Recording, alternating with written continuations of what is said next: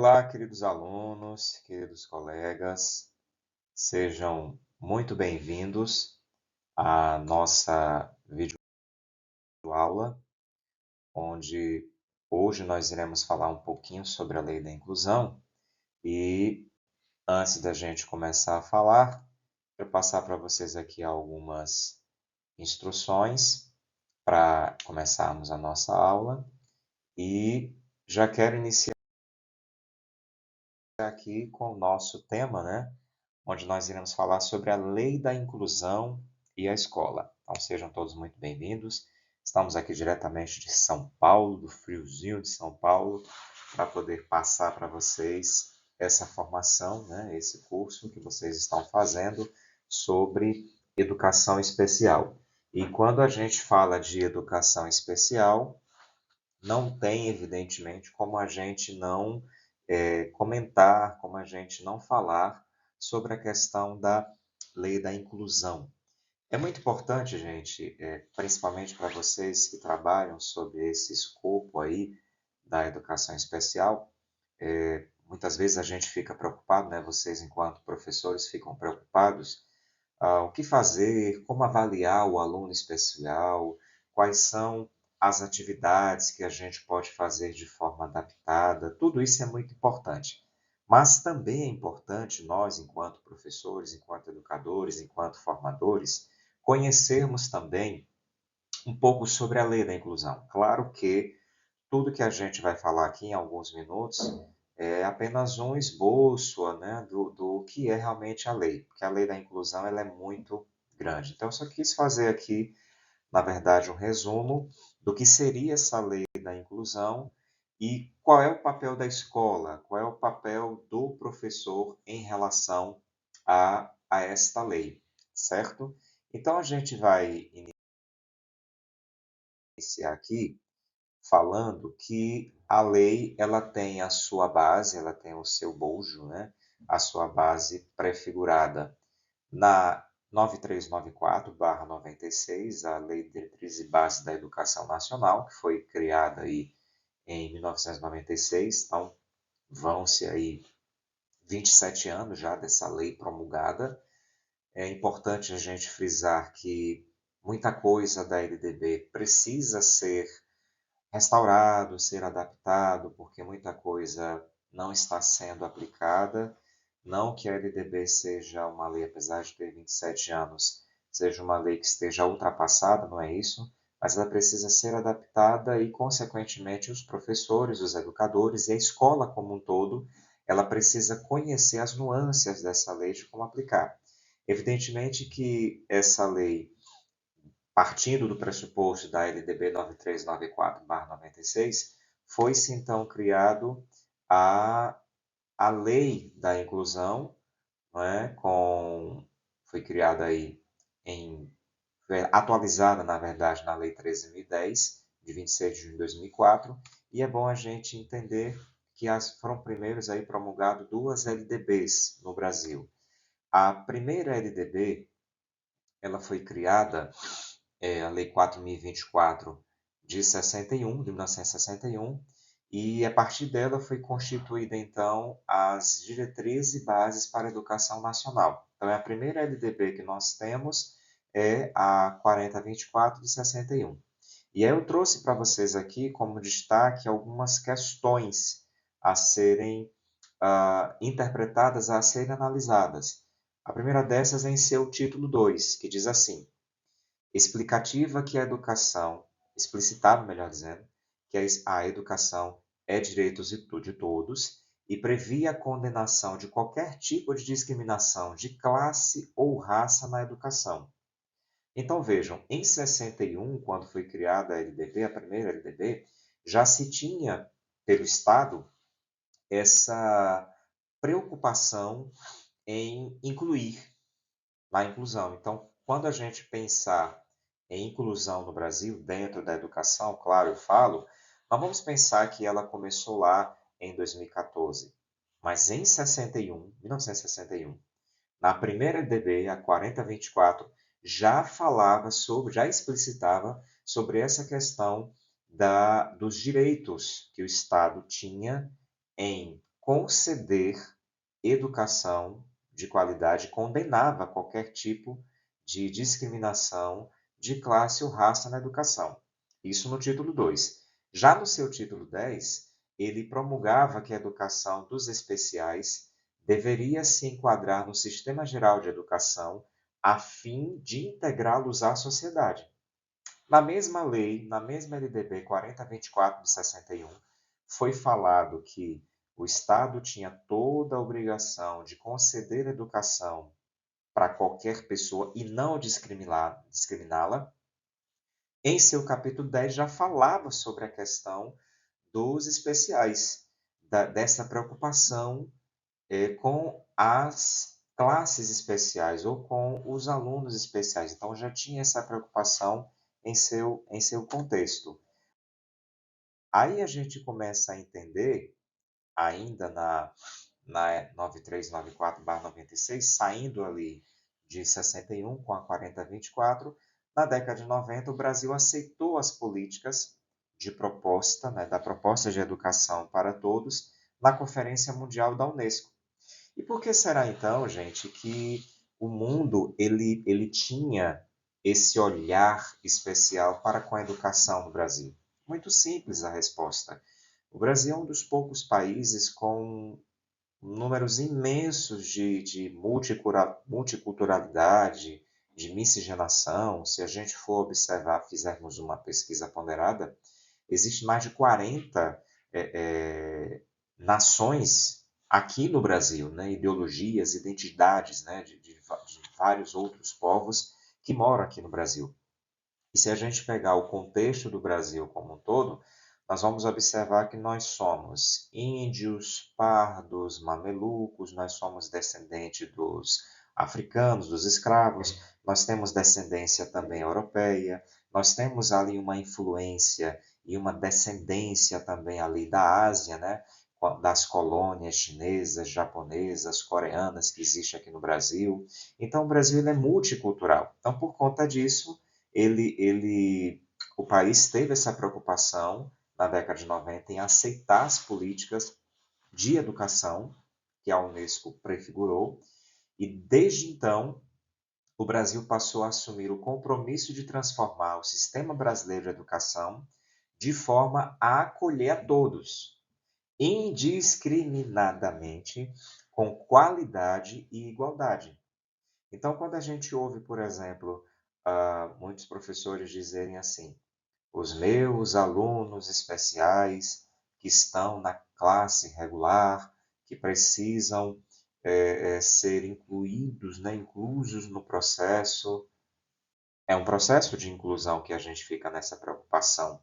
E, consequentemente, a, a LDB, em sua perspectiva, lá em 96, teve essa preocupação de acolher a qualquer pessoa indiscriminadamente, com qualidade e também com igualdade. Então, o mesmo direito que uma criança branca aqui no Brasil tem a ter acesso à educação, é o mesmo direito que uma criança especial, quer seja negra, quer seja branca, quer seja índia, quer seja parda, tem também. Então, mesmo o direito que uma criança de rico tenha acesso à educação, uma criança de uma pessoa de baixa renda também tem esse mesmo direito, com qualidade e igualdade. Mas, infelizmente, são duas questões, são duas características que a gente quase não vê, infelizmente, no Brasil. Né? Se a gente for observar as pessoas, né, as crianças que vivem sob um processo de vulnerabilidade social, aqui no Brasil, a gente vai observar que ainda existe aí muitas crianças que não têm o mesmo acesso à educação de qualidade e também de igualdade com os brancos. Então a gente precisa estar atento a essas questões. Então, a Lei 4024 de 61 foi a primeira LDB que nós tivemos, né, que já tinha essa preocupação com os, entre aspas, diferentes. Então, o Brasil aceita na década de 90 as políticas propostas para a educação para todos, através da Conferência Mundial da Unesco, E aí, em 96, o Brasil teve a preocupação de criar, de promulgar, então, a 9394/96, conclamando aí esses direitos à educação e ao acolhimento dessas classes para a educação também.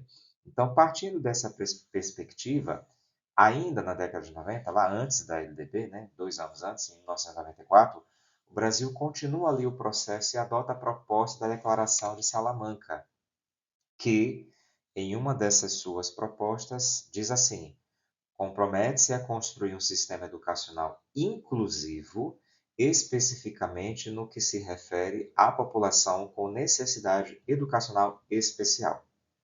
Então, o Brasil aceitou ali a proposta da Unesco, 90. Em 94, o Brasil apostou também, acatou a proposta da Declaração de Salamanca, falando ainda sobre educação, onde começou-se então a usar, digamos assim, a expressão inclusão, né? Então, já em 98, passado-se ali de 94 para 96 a criação da 9394/96, baseado na LDB, em 1998 foi criado no Brasil então o PCN, que são os Parâmetros Curriculares Nacionais. E qual era a ideia da criação do PCN? Nortear e orientar os profissionais da educação quanto à relação professor-aluno. Isso por quê? Porque não somente no Brasil, mas como praticamente em todo o mundo, principalmente lá nos primórdios ali do século XVI, XVII, XVIII, XIX e ainda no século XX, algumas décadas do século XX, os professores eram aqueles que supostamente detinham o saber, detinham o conhecimento. O professor ele não era visto como alguém mediador do processo educativo. O professor ele era visto como alguém que detinha o conhecimento e ele transmitia esse conhecimento de qualquer forma. Transmitia, mas não transferia. Então, por isso que em 98 teve essa preocupação da criação dos parâmetros curriculares nacionais, a fim de nortear quais são os direitos e deveres do professor, quais são os direitos e deveres do aluno e por que essa relação professor-aluno, escola-família, ela é tão importante. Então, se eu faço uma relação professor-aluno, escola-família, escola-professor, aluno-família, eu observo que os PCNs ele teve em sua proposta inicial, em sua estrutura, essa ideia de não equilibrar ou de equivalência de conhecimento, mas a preocupação de fazer com que o professor ele fosse simplesmente tão somente um mediador de conhecimento e o aluno, por sua vez, aquele que iria receber, absorver aquele conhecimento que estava sendo transmitido pelo seu mestre, pelo seu professor. Diante dessa situação, começamos agora então uma grande jornada no processo de inclusão. E uma dessas jornadas, grandes jornadas, foi o seguinte: no ano 2000 é apresentado o Estatuto da Pessoa com Deficiência. Veja, desde 61, que é a primeira LDB 4024, já tinha essa preocupação de falar sobre educação em um processo exclusivo, o direito dos diferentes, digamos assim. Em 94, com a questão lá da Salamanca, né, Declaração de Salamanca, o Brasil começou a trabalhar essa expressão inclusão. E aí, em 2000, foi apresentado, então, o Estatuto da Pessoa com Deficiência pelo senador Paulo Paim. E aí, o que é que esse estatuto, em princípio, ele dizia? Um dos mais importantes instrumentos de emancipação civil e social dessa parcela da sociedade foi essa construção do Estatuto da Pessoa com Deficiência.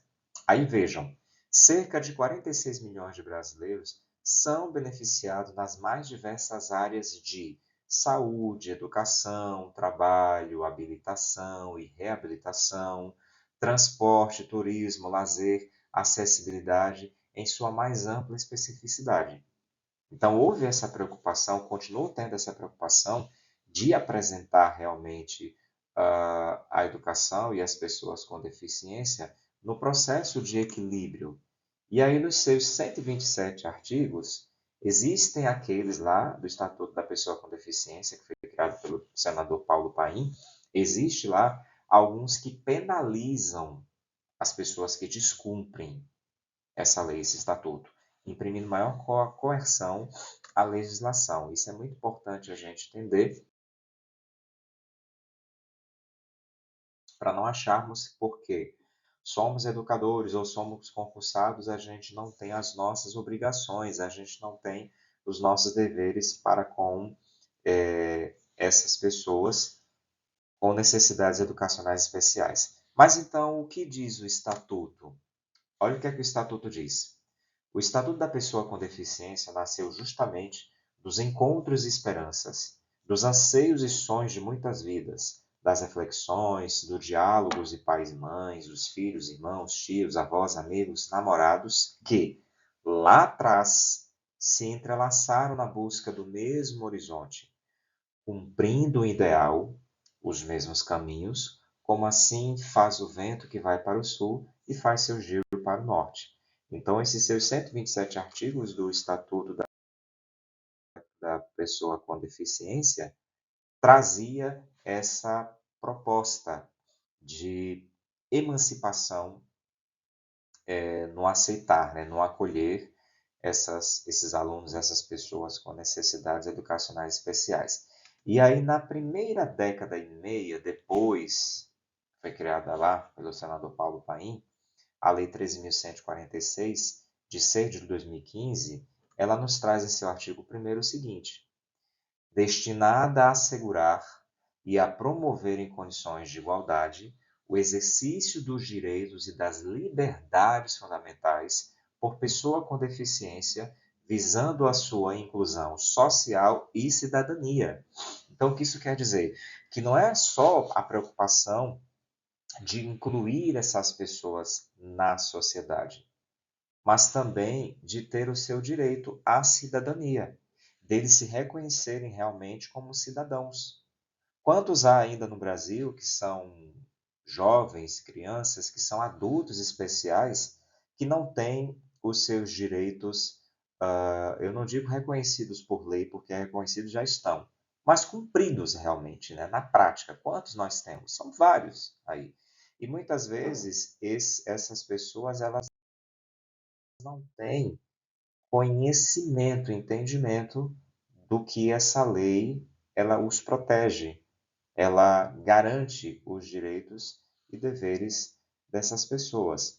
E aí o amparo da lei traz em sua perspectiva a igualdade e não a discriminação, a mesma lei. Então, do atendimento prioritário, quais são os direitos e deveres que essas pessoas com necessidades educacionais especiais ou com deficiência têm? Do atendimento prioritário aos direitos fundamentais. E quais são esses direitos fundamentais?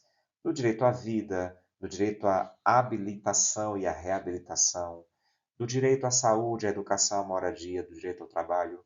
Quantos desses direitos são negados para com essas pessoas, né?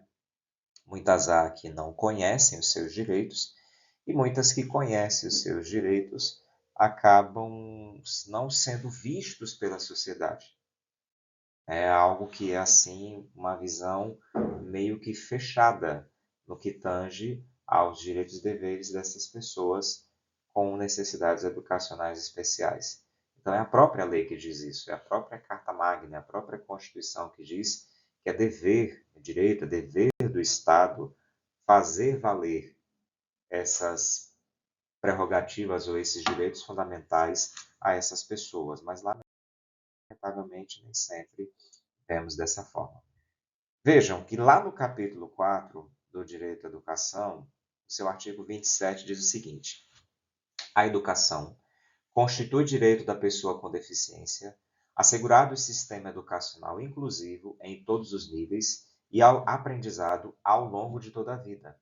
Então, quando o artigo 27 fala que direitos assegurados ao sistema educacional inclusivo em todos os níveis, ele quer dizer o quê? Quer seja na educação básica, o que seria educação básica? Educação infantil, Fundamental 1, Fundamental 2 e ensino médio. Isso é constituído educação básica. Educação técnico-profissional ou pós-médio, educação superior, terceiro grau, e por que não a pós-graduação lato sensu, mestrado estrito sensu, doutorado estrito sensu, e ou até mesmo um pós-doutorado. Então, a lei garante esses direitos fundamentais em todos os níveis de aprendizado, ao longo de quê? De toda a vida. Quando você tem, por exemplo, alunos com deficiência que estão pleiteando ali uma vaga, né, uma bolsa de estudo para mestrado, uma vaga e bolsa de estudo para doutorado, a gente observa o quanto esse processo inclusivo está muito aquém. Então você tem lá, por exemplo, um exemplo hipotético aqui, 100 vagas para cursar ali uma graduação qualquer. Quando você vai olhar quais são as vagas ou quantas vagas estão ali sendo destinadas às pessoas portadoras de necessidades especiais ou aos PCDs? Pouquíssimas. Concurso público, quantos estão sendo oferecidos para pessoas especiais? Olha, tem 50 vagas lá, 2, 3, 5 no máximo, são destinados a pessoas com deficiência, ou qualquer tipo de deficiência. É muito pouco ainda, né? Bem pouco. Já no seu parágrafo único, no mesmo artigo 27, diz assim, que é dever do Estado, da família, da comunidade escolar e da sociedade assegurar educação de qualidade à pessoa com deficiência, colocando-a salvo de toda forma de violência, negligência e discriminação. Seria maravilhoso, seria muito bom se esse artigo 27 fosse realmente cumprido, ou esteja sendo realmente praticado. Mas, lamentavelmente, não. Quando o Estado dá esse direito a este aluno especial a ter acesso à educação, ele pode até dar o direito, mas ele não dá as qualidades mínimas específicas. Até porque, se a gente for analisar, se for analisarmos, existem várias escolas, por exemplo, que não têm acessibilidade, que não têm banheiros adaptados para pessoas portadoras de necessidades especiais. Não tem nada disso. Por quê? Porque as verbas são desviadas, porque os projetos são mal feitos, muitas vezes projetos feitos apenas para defender o interesse de alguém, de algum grupo ou de algo isolado. Por isso que a gente precisa ter muito cuidado nesse aspecto. O mesmo capítulo 4, Direito à Educação, já lá no seu artigo 28, inciso 3, fala, por exemplo, sobre a inclusão do projeto pedagógico que institucionalize o atendimento educacional especializado, promovendo a conquista e o exercício de sua autonomia, ou as famosas salas AEE, de atendimento educacional especializado. Quantos municípios, quantas cidades nós temos no Brasil, por exemplo, que não têm em seu projeto político-pedagógico esse tipo de inclusão, com esse olhar especializado?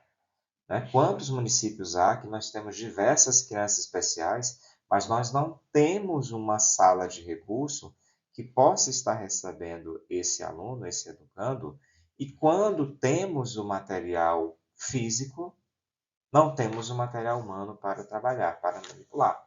Já no inciso 5 da própria lei, existe ali a adoção de medidas individualizadas e coletivas em ambiente que maximizem o desenvolvimento dessa pessoa. Por isso que é importante a gente compreender, entender um pouco o processo da lei da inclusão. Ainda, no seu inciso 7, fala sobre o planejamento de estudo de caso, de elaboração de plano de atendimento educacional especializado, né? O famoso PAI, né? De organização de recursos e serviços. O seu inciso 11 da mesma lei fala sobre a formação e a disponibilização de professores para atendimento educacional especializado, de tradutores e intérpretes de Libras, de guias e intérpretes de profissionais de apoio.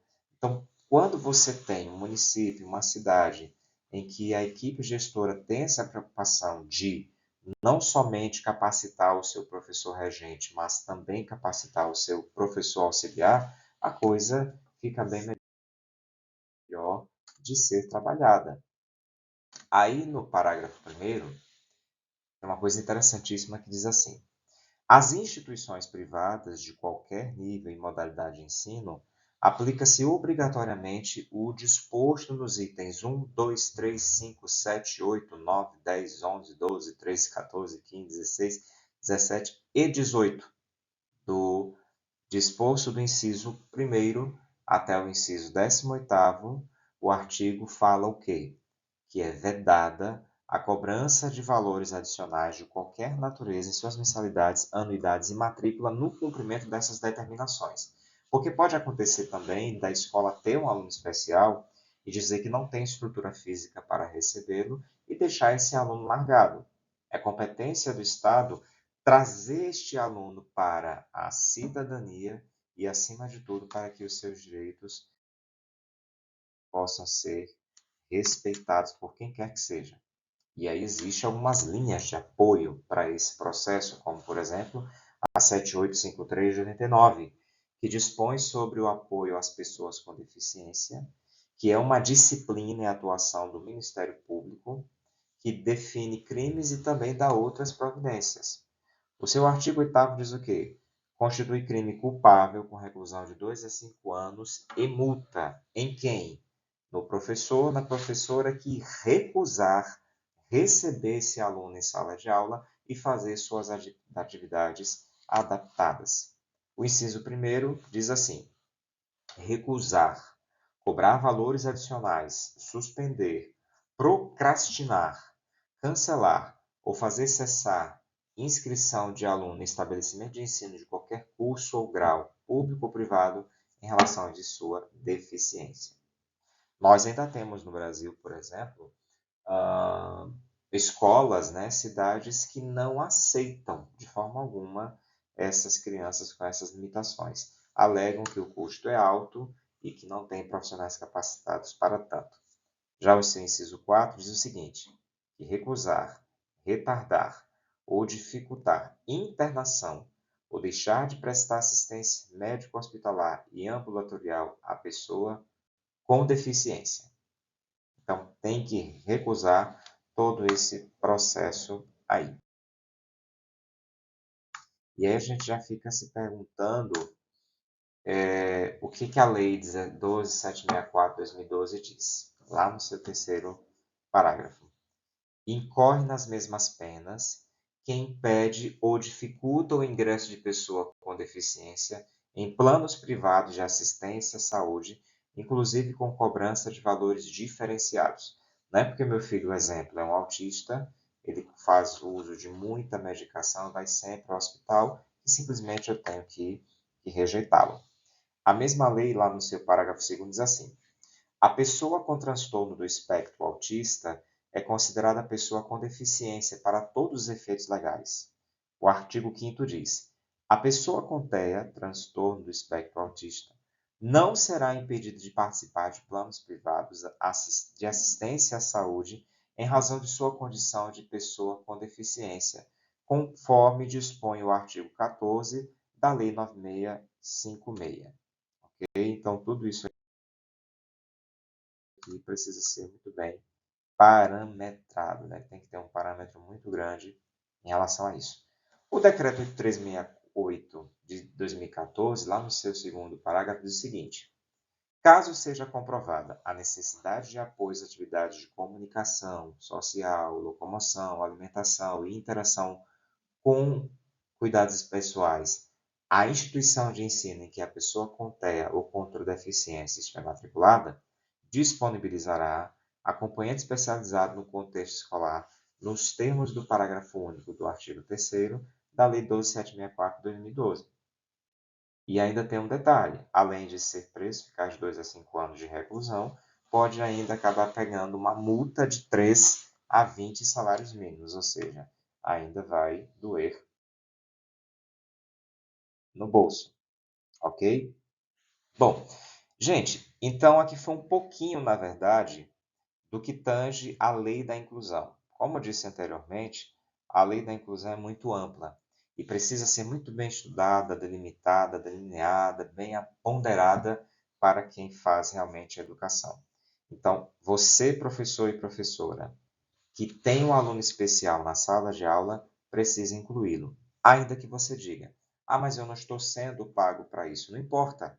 A própria lei diz que é proibido. E lei não se discute, lei se cumpre.